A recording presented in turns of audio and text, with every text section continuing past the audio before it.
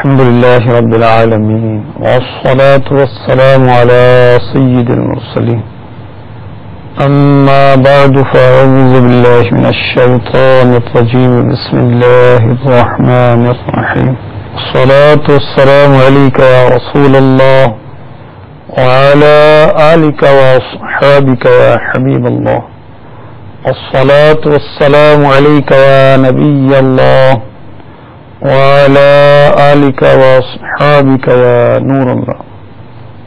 مسند ابی یعلا حدیث نمبر 2951. مالک خلد و کوثر شاہ بحر بر مدینے کے تاجور انبیاء کے سرور رسولوں کے افسر رسول انور محبوب داور صلی اللہ تعالی علیہ وآلہ وسلم کا فرمان بخشش نشان ہے.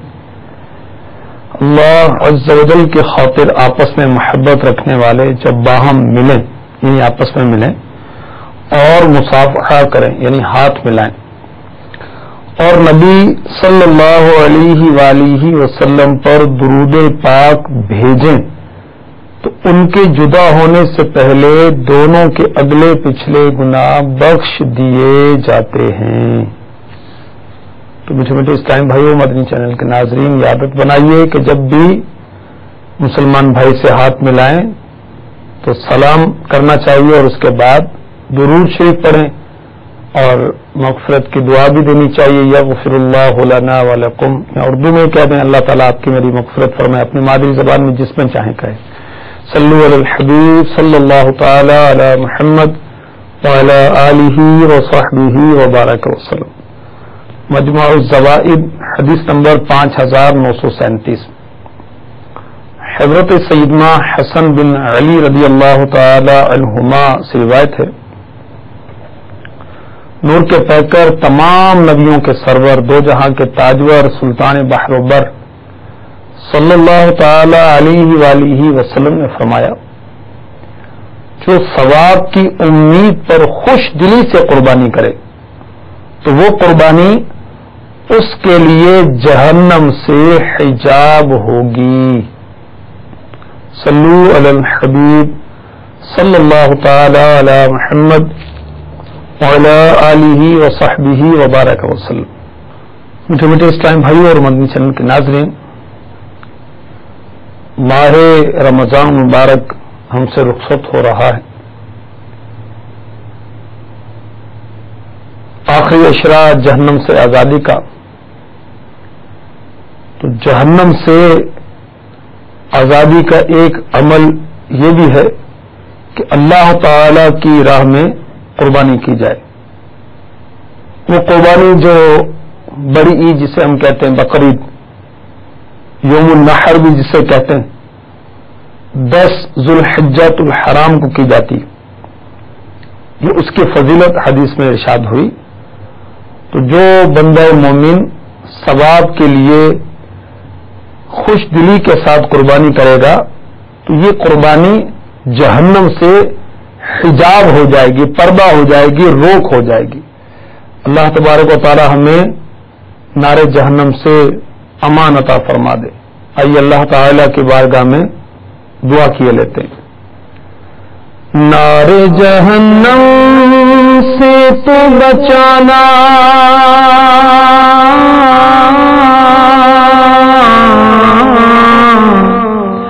خلد بری میں مجھ کو بسانا خلد بری میں مجھ کو بسانا یار از پائے ابو حنیفہ یار از پائے ابو حنیفہ یا اللہ میری جھولی بھر دے یا اللہ میری جھولی بھر دے.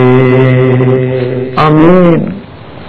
صلو علی الحبیب صلی اللہ تعالی علی محمد وعلی آلہ وصحبہ وبارک وسلم. قربانی کے متعلق مزید سنیے. چنانچہ ترمذی شریف حدیث نمبر 1498 ام المؤمنین حضرت سیداتنا عائشہ صدیقہ طیبہ طاہرہ عابدہ زاہدہ رضی اللہ تعالی عنہا فرماتی ہیں، سرکار والا تبار ہم بے کسوں کے مددگار، شفیع روز شمار، دو عالم کے مالک و مختار، حبیب پروردگار صلی اللہ تعالی علیہ وآلہ وسلم نے فرمایا، قربانی کے دن آدمی کا کوئی عمل اللہ عز و جل کے نزدیک خون بہانے سے زیادہ محبوب نہیں ہے۔ محبوب سے یہاں مراد پسندیدہ، اور وہ جانور یعنی قربانی کا جانور قیامت کے دن اپنے سینگوں، بالوں اور کھروں کے ساتھ آئے گا، اور قربانی کا خون زمین پر گرنے سے پہلے اللہ عز و جل کی بارگاہ میں پہنچ جاتا ہے، لہذا خوش دلی سے قربانی کیا کرو۔ میٹھے میٹھے اسلام بھائیوں، مدنی چینل کے ناظرین، آپ نے ملاحظہ فرمایا کہ یوم النحر یعنی ذوالحجۃ الحرام کی 10 تاریخ کو عید الاضحیٰ کے دن اللہ تعالی کو مسلمان کا کوئی عمل قربانی سے زیادہ محبوب اور پیارا نہیں۔ قربانی کے جانور کا خون زمین پر گرنے سے پہلے اللہ تعالی کی بارگاہ میں مقام قبولیت کو پہنچ جاتا ہے، اور یہ ذہن نشین کر لیجئے، علماء نے یہ مسئلہ کتب میں لکھا ہے کہ قربانی کے جانور کو تول کر اگر اس کے وزن کے برابر چاندی خیرات کی جائے، قربانی کے جانور کو تول کر اگر اس کے وزن کے برابر سونا راہ خدا میں خیرات کیا جائے عید کے دن، جب بھی اتنا ثواب حاصل نہیں ہوگا جتنا کہ اس جانور کی قربانی میں ثواب ملے گا۔ تو لہذا ہمیں یہ چاہیے کہ جس کو اللہ تعالی نے توفیق عطا فرمائی ہے وہ قربانی کرے، اور خوشی کے ساتھ کرے، خوش دلی کے ساتھ کرے۔ مزید برکات سنیے اور ترغیب و ترہیب حدیث نمبر 3۔ شہنشاہ اولیاء مولا مشکل کشا علی المرتضی کرم اللہ تعالی وجہہ الکریم فرماتے ہیں، نبیوں کے تاجور محبوب رب اکبر صلی اللہ تعالی علیہ وآلہ وسلم نے فرمایا، اے فاطمہ، اپنی شہزادی سے فرمایا رضی اللہ تعالی عنہا، اٹھو اور اپنی قربانی کا جانور لے کر آؤ، کیونکہ اس کے یعنی قربانی کے خون کا پہلا قطرہ گرتے ہی تمہارے تمام گناہ معاف کر دیے جائیں گے، اور قیامت کے دن قربانی کے جانور کا خون، اس کا گوشت 70 گنا اضافے کے ساتھ تمہاری میزان میں رکھا جائے گا۔ حضرت سیدنا ابو سعید رضی اللہ تعالی عنہ نے بارگاہ رسالت میں عرض کی، یا رسول اللہ صلی اللہ علیہ وسلم، کیا یہ بشارت خوشخبری صرف آل محمد کے ساتھ خاص ہے، آپ کی آل کے ساتھ خاص ہے؟ کیونکہ یہ ہر خیر کے ساتھ خاص کیے جانے کے اہل ہیں، یا یہ بشارت آل محمد کے لیے خصوصاً اور دیگر مسلمانوں کے لیے عموماً ہے؟ میرے آقا مدینے والے مصطفیٰ صلی اللہ تعالی علیہ وآلہ وسلم نے فرمایا، یہ بشارت، یہ خوشخبری، کون سی بشارت اور کون سی خوشخبری؟ کہ قربانی کے جانور کے خون کا پہلا قطرہ گرتے ہی گناہ معاف کر دیے جاتے ہیں، اور قیامت کے دن قربانی کے جانور کا خون اور اس کا گوشت 70 گنا اضافے کے ساتھ میزان عمل میں نیکیوں کے پلڑے میں رکھا جائے گا۔ میرے آقا علیہ الصلوۃ والسلام نے فرمایا، آل محمد کے لیے بالخصوص ہے اور دیگر مسلمانوں کے لیے عمومی طور پر ہے۔ صلو علی الحبیب صلی اللہ تعالی علی محمد۔ طبرانی اوسط حدیث نمبر 8319۔ شہنشاہ اولیاء مولا مشکل کشا علی المرتضی کرم اللہ تعالی وجہہ الکریم فرماتے ہیں، شہنشاہ مدینہ قرار قلب و سینہ، صاحب معطر پسینہ، باعث نزول سکینہ، فیض گنجینہ، صلی اللہ تعالی علیہ وآلہ وسلم نے فرمایا لوگوں قربانی کرو اور ان کے خون پر ثواب کی امید رکھتے ہوئے صبر کرو، کیونکہ خون اگر زمین پر گرے تو اللہ عز و جل کی حفاظت میں گرتا ہے۔ معجم الکبیر حدیث نمبر 10,894۔ حضور پاک صاحب الاولاد سیاہ افلاک صلی اللہ تعالی علیہ وآلہ وسلم نے فرمایا عید کے دن قربانی میں خرچ کرنا اللہ تعالی کو سب سے زیادہ پیارا ہے۔ ابن ماجہ حدیث نمبر 3127۔ حضرت سیدنا زید بن ارقم رضی اللہ تعالی عنہ فرماتے ہیں صحابہ کرام علیہم رضوان نے عرض کیا یا رسول اللہ صلی اللہ تعالی علیہ وآلہ وسلم یہ قربانیاں کیا ہیں؟ فرمایا تمہارے والد ابراہیم علیہ السلام کی سنت ہے۔ عرض کی یا رسول اللہ صلی اللہ علیہ وسلم ان میں ہمارے لیے کیا ثواب ہے؟ فرمایا ہر بال کے بدلے ایک نیکی ہے۔ عرض کیا اور ان میں سے؟ فرمایا اون کے ہر بال کے بدلے بھی ایک نیکی ہے۔ اس حدیث پاک کی شرح سنیے مرآت میں حکیم الامت مفسر شہیر حضرت علامہ مولانا مفتی احمد یار خان علی رحمت اللہ الحنان لکھتے ہیں، یہ دوسری جلد اور صفحہ نمبر ہے 377، جس کی ابتدا فرزند کے ذبح سے ہوئی۔ ابراہیم علیہ السلام کی سنت ہے یہ قربانیاں، ابتدا ہوئی فرزند کے ذبح سے اور آپ آخر تک کرتے رہے۔ مفتی صاحب فرماتے ہیں حضور صلی اللہ تعالی علیہ وسلم کے اعمال طیبہ کو سنت کہتے ہیں اور گزشتہ یعنی پچھلے انبیاء کے طریقے کو فطرت کہتے ہیں، لہذا قربانی سنت اور فطرت ہے۔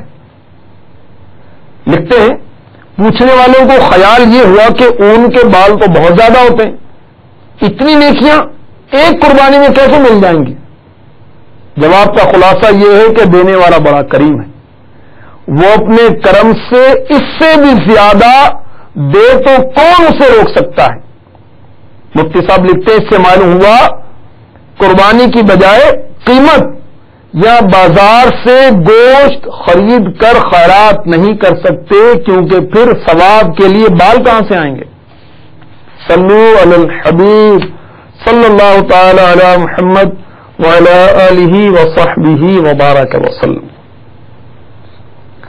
ترمذی شریف میں ہے حضرت سیدنا ابن عمر رضی اللہ تعالی عنہ فرماتے ہیں رسول اللہ صلی اللہ تعالی علیہ وآلہ وسلم مدینہ شریف میں 10 سال قیام پذیر رہے اور قربانی کرتے رہے۔ میرا اقا علیہ الصلوۃ والسلام نے مدینے میں جو 10 سال گزارے ہر سال قربانی کی۔ ابن ماجہ حضرت سیدنا ابو ہریرہ رضی اللہ تعالی عنہ سے راوی، مکی مدنی نبی امی رسول ہاشمی محمد عربی صلی اللہ تعالی علیہ وآلہ وسلم نے فرمایا جس میں وسعت ہو اور قربانی نہ کرے وہ ہماری عید گاہ کے قریب نہ آئے۔ حضرت سیداتنا عائشہ صدیقہ طیبہ طاہرہ رضی اللہ تعالی عنہا فرماتی ہیں، یہ مسلم شریف کی حدیث پاک کا خلاصہ عرض کیا جا رہا ہے، رسول اللہ صلی اللہ تعالی علیہ وآلہ وسلم نے حکم فرمایا سینگ والا مینڈھا لایا جائے جو سیاہی میں چلتا ہو، سیاہی میں بیٹھتا ہو، سیاہی میں نظر کرتا ہو، یعنی اس کے پاؤں سیاہ ہوں، کالے ہوں، پیٹ سیاہ ہو اور آنکھیں سیاہ ہوں، ایسا مینڈھا قربانی کے لیے حاضر کیا گیا۔ مجھے مصطفیٰ صلی اللہ تعالی علیہ وآلہ وسلم نے فرمایا عائشہ رضی اللہ تعالی عنہا چھری لاؤ، پھر فرمایا اسے پتھر پر تیز کر لو، پھر حضور صلی اللہ تعالی علیہ وآلہ وسلم نے چھری لی اور مینڈے کو لٹایا، اسے ذبح کیا، پھر فرمایا بسم اللہ اللہم تقبل من محمد و آل محمد و من امت محمد۔ الہی اس کو محمد صلی اللہ تعالی علیہ وسلم کی طرف سے، ان کی آل کی طرف سے اور امت کی طرف سے قبول فرما۔ اس حدیث کی شرح مرآت جلد 2 صفحہ 368 پر جو لکھی گئی اس کا خلاصہ ملاحظہ فرمائیے۔ میرے آقا علیہ الصلوۃ والسلام نے کیسا مینڈا طلب کیا کہ اس کے پاؤں سرین اور آنکھیں سیاہ ہوں، باقی جسم پر کالے چٹے دھبے۔ مفتی صاحب فرماتے ہیں خیال رہے جانور کو لٹا کر یا اسے دکھا کر چھری تیز نہ کی جائے۔ مفتی صاحب فرماتے ہیں معلوم ہوا فرائض و واجبات کا ثواب دوسروں کو بخش سکتے ہیں، اس میں کمی نہیں آ سکتی۔ میرے آقا علیہ الصلوۃ والسلام نے مینڈا ذبح فرمایا اور کیا دعا کی، یا اللہ اسے محمد صلی اللہ تعالی علیہ وسلم کی طرف سے قبول فرما، ان کی آل کی طرف سے قبول فرما، امت کی طرف سے قبول فرما۔ تو مفتی صاحب فرما رہے ہیں معلوم ہوا فرائض واجبات کا ثواب دوسروں کو بخش سکتے ہیں، اس میں کمی نہیں آ سکتی۔ لکھتے ہیں یہ حدیث کھانا سامنے رکھ کر ایصال ثواب کرنے کی قوی دلیل ہے کہ بکری سامنے اور حضور صلی اللہ تعالی علیہ وآلہ وسلم اس کا ثواب اپنی آل اور امت کو بخش رہے ہیں۔ میرے آقا علیہ الصلوۃ والسلام نے اس کا گوشت پکا کر لوگوں کی دعوت کی۔ صلو علی الحبیب صلی اللہ تعالی علی محمد وعلی آلہ وصحبہ وبارک وسلم۔ امام احمد، ابو داود، ابن ماجہ اور دارمی روایت کرتے ہیں کہ نبی کریم رؤوف الرحیم محبوب رب عظیم صلی اللہ تعالی علیہ وآلہ وسلم نے ذبح کے دن 2 مینڈھے سینگ والے چت کبرے خصی کیے ہوئے ذبح کیے۔ جب ان کا منہ قبلے کو کیا تو یہ پڑا انی وجہت وجہی للذی فطر السماوات والارض علی ملت ابراہیم حنیفا وما انا من المشرکین ان صلاتی ونسکی ومحیای ومماتی للہ رب العالمین لا شریک لہ وبذلك امرت وانا من المسلمین اللہم منک عن محمد وامته بسم اللہ اللہ اکبر۔ اس کا ترجمہ یہ ہے میں نے اپنے آپ کو اس کی طرف متوجہ کیا جس نے آسمان و زمین پیدا کیے، دین ابراہیمی پر ہوں، ہر بے دینی سے الگ مشرکوں میں سے نہیں ہوں۔ یقیناً میری نماز، میری قربانی، میری زندگی اور میری موت رب العالمین کے لیے ہے، اس کا کوئی شریک نہیں۔ مجھے اسی کا حکم ملا اور میں مطیعین سے ہوں۔ الہی یہ تجھ سے ہے اور تیرے لیے ہے، محمد مصطفیٰ صلی اللہ تعالی علیہ وسلم تیرے لیے ہیں اور ان کی امت کی طرف سے۔ اس کو پڑھ کر میرے آقا علیہ الصلوۃ والسلام نے وہ 2 مینڈے سینگ والے چتکبرے خصی کیے ہوئے ذبح کیے۔ اور ایک روایت میں ہے کہ حضور صلی اللہ تعالی علیہ وسلم نے یہ فرمایا الہی یہ میری طرف سے ہے اور میری امت میں اس کی طرف سے جس نے قربانی نہیں کی۔ آئیے اس حدیث کی شرح مرآت سے سنتے ہیں، جلد 2 صفحہ 371۔ حکیم الامت مفتی احمد یار خان علی رحمت الحنان لکھتے ہیں مدینہ منورہ میں یہ قربانی ہوئی، یہ 2 جو سینگ والے چتکبرے مینڈے ذبح فرمائے، کیونکہ حضور صلی اللہ تعالی علیہ وآلہ وسلم نے حج کے موقع پر تو 100 اونٹ ذبح کیے تھے، نہ کہ 2 بکرے۔ اور مکہ معظمہ کی دوسری قربانیاں حضرت سیدنا جابر رضی اللہ تعالی عنہ نے دیکھی نہیں، کیونکہ آپ انصاری ہیں، مدینہ منورہ میں حضور صلی اللہ تعالی علیہ وسلم کے حالات دیکھتے تھے۔ مفتی صاحب فرماتے ہیں اس سے وہ لوگ عبرت پکڑیں جو کہتے ہیں قربانی صرف مکہ مکرمہ میں چاہیے اور کہیں نہیں۔ مفتی صاحب مزید فرماتے ہیں اس حدیث سے معلوم ہوا خصی جانور کی قربانی جائز ہے کہ خصی ہونا عیب نہیں بلکہ کمال ہے، کہ خصی کا گوشت اعلیٰ ہوتا ہے، یوں ہی خصی بھینسے کی بھی قربانی درست ہے۔ مفتی صاحب لکھتے ہیں، علماء فرماتے ہیں نبی صلی اللہ تعالی علیہ وسلم کو اللہ تعالی نے ہمیشہ یعنی نبوت کے ظہور سے پہلے اور بعد شرک و کفر گناہ سے محفوظ رکھا۔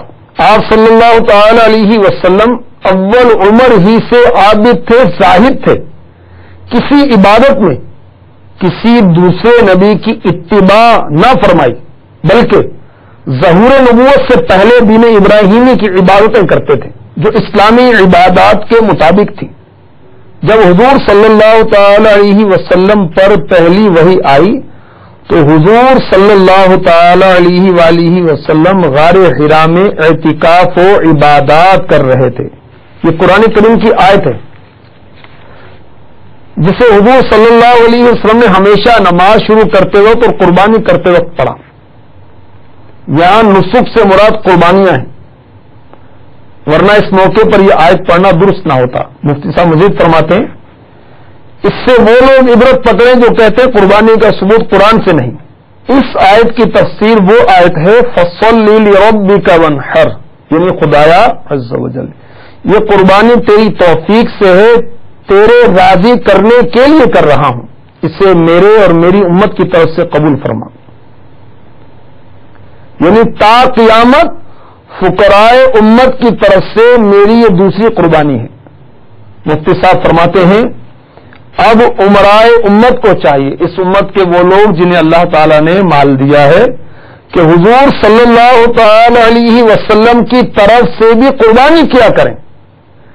اس سے اشارتاً معلوم ہوتا ہے کہ قربانی واجب ہے اور مالی عبادات میں نیابت جائز ہے۔ پیارے آقا صلی اللہ تعالی علیہ وآلہ وسلم کی امت سے محبت میں ملاحظہ فرمائیں کہ ہم غریبوں کو آپ نے قربانی کے موقع پر بھی بھلایا نہیں۔ جب آپ معراج پر تشریف لے گئے اس وقت بھی اپنی گناہ گار امت کو یاد فرمایا، دنیا میں تشریف لائے تو اپنی گناہ گار امت کو یاد فرمایا، شب براءت پر اپنی گناہ گار امت کو یاد فرمایا، دنیا سے پردہ فرمایا اس وقت اپنی گناہ گار امت کو یاد فرمایا، اور اب بھی میرے آقا صلی اللہ تعالی علیہ وآلہ وسلم کی بارگاہ میں امت کے اعمال پیش کیے جاتے ہیں۔ آپ اچھے اعمال پاتے ہیں تو خوش ہوتے ہیں، اور اگر اعمال نامے میں کوتاہی پاتے ہیں تو استغفار فرماتے ہیں۔ میرے آقا علیہ الصلوۃ والسلام نے قربانی کے موقع پر اپنی امت کے غرباء کو یاد فرمایا، ان کی طرف سے قربانی کی۔ سبحان اللہ۔ تو کاش جس کو اللہ نے توفیق دی وہ بھی آقا علیہ الصلوۃ والسلام کی طرف سے قربانی کیا کریں۔ دیکھیں مولا علی مشکل کشا کرم اللہ تعالی وجہہ الکریم کا کیا عمل تھا، سنیے۔ حضرت حنش رضی اللہ تعالی عنہ فرماتے ہیں میں نے حضرت علی رضی اللہ تعالی عنہ کو دیکھا 2 مینڈھی کی قربانی کرتے ہیں۔ میں نے کہا یہ کیا؟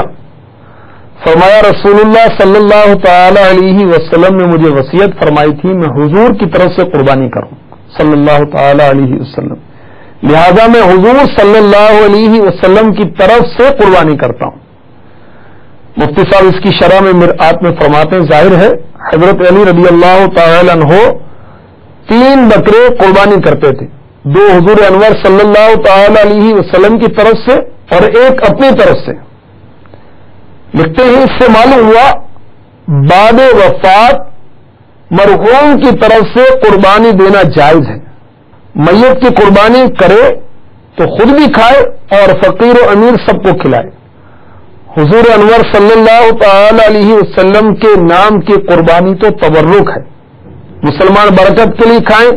آج بھی مفتی صاحب لکھتے ہیں بعض خوش نصیب اللہ عز و جل کے حبیب صلی اللہ تعالی علیہ وسلم کی طرف سے قربانی کرتے ہیں، ان کی اصل یہ حدیث ہے۔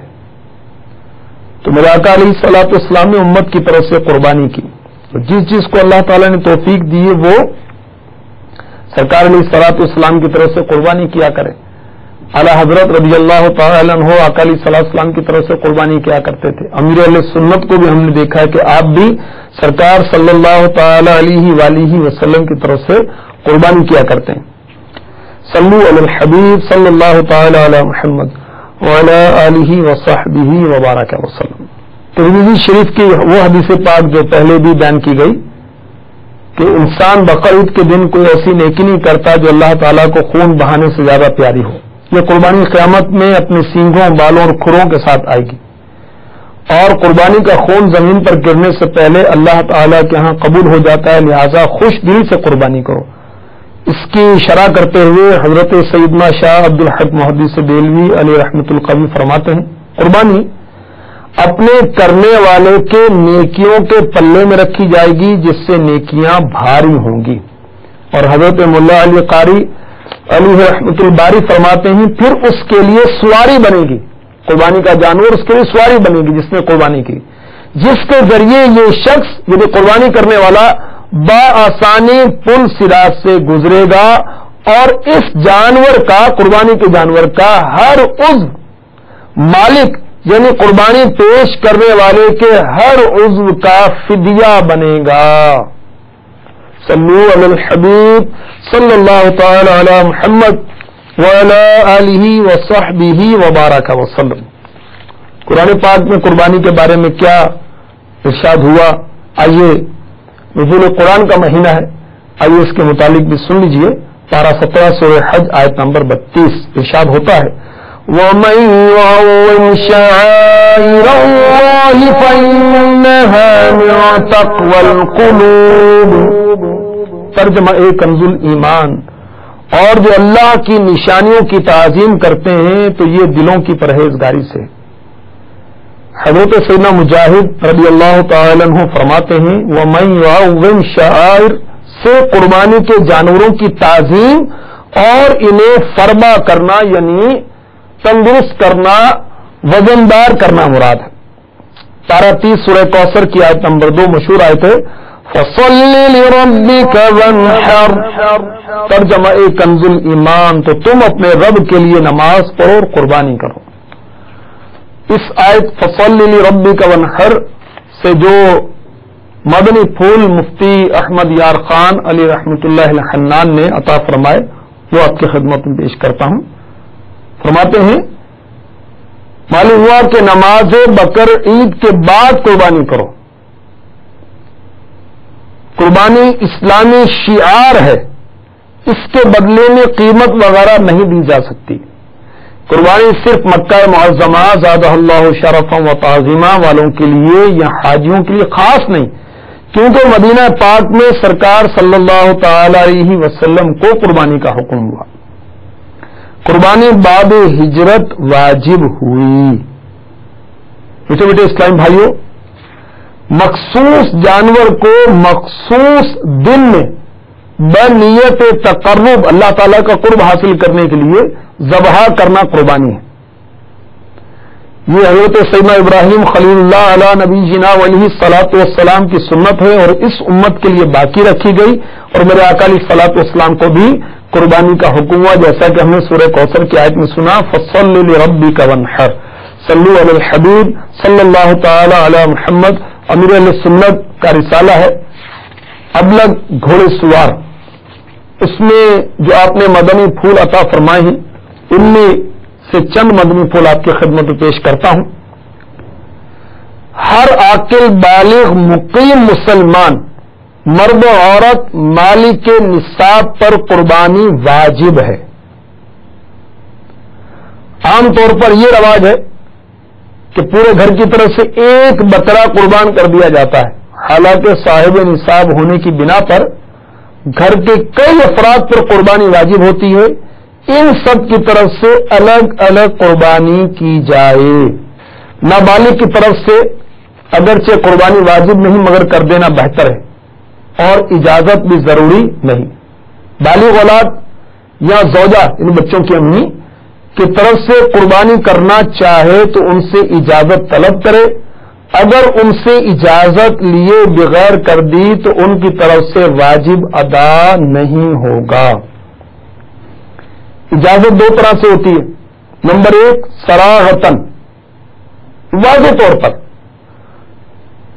میری طرف سے قربانی کر دو کہہ دیا گیا تو اجازت ہے، اور دوسری ہے دلالتاً، یعنی انڈرسٹوڈ مثلا یہ اپنی بچوں کی امی یا اولاد کی طرف سے قربانی کرتا ہے اور انہیں اس کا علم ہے اور وہ راضی ہیں، تو یہ بھی اجازت ہی شمار ہوگی۔ مزید قربانی کے بارے میں آپ پڑھنا چاہیں تو امیر علیہ سنت کا رسالہ ابلغ گھوڑے سوار پڑھیے، بار شریعت میں اس کے تعلق سے بہت کچھ لکھا ہے، اور کچھ معلوم کرنا چاہیں تو دارالفتاء اہل سنت سے رجوع کر کے اس بارے میں معلوم کریں، اور ہمت کر کے خوش دلی کے ساتھ قربانی کریں۔ جس کو استطاعت نہیں،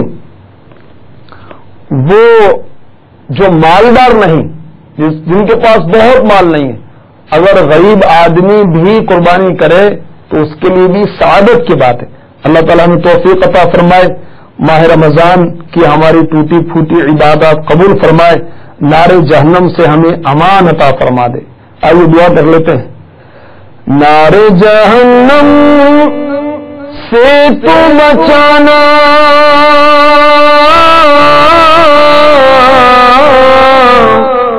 خلد بری میں مجھ کو بسانا، خلد بری میں مجھ کو بسانا، یا رب از پائے ابو حنیفہ، یا اللہ میری جھولی بھر دے، یا اللہ میری جھولی بھر دے۔ آمین بجاہ النبی الامین صلی اللہ تعالی علیہ وسلم۔